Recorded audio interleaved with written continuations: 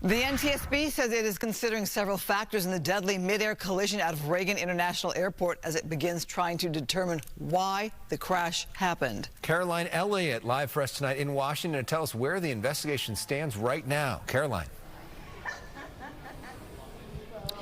Christina, Alex, we're told 41 bodies have been recovered from the water, and so far 28 have been identified. Now, in the last hour, we just got an update from the NTSB saying both black boxes from the helicopter and the plane have also been recovered as well, and investigators hope this could give them some of those answers.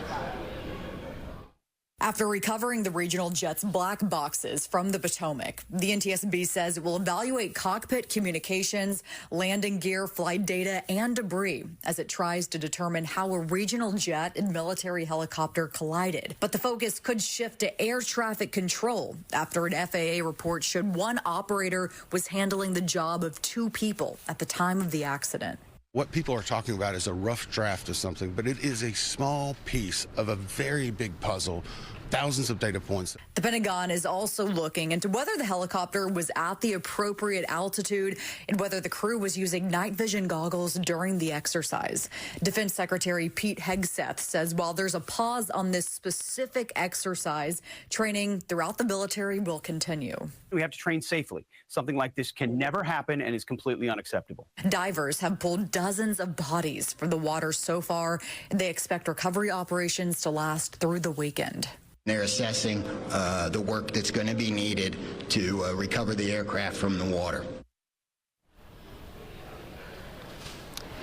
And as that investigation continues, the FAA has closed routes near Reagan National Airport to most helicopter traffic.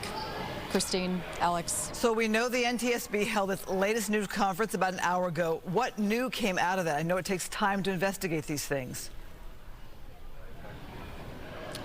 Yeah, Christine. Well, some of the most pressing questions of this investigation continue to be about staffing inside the control tower at the time of that crash.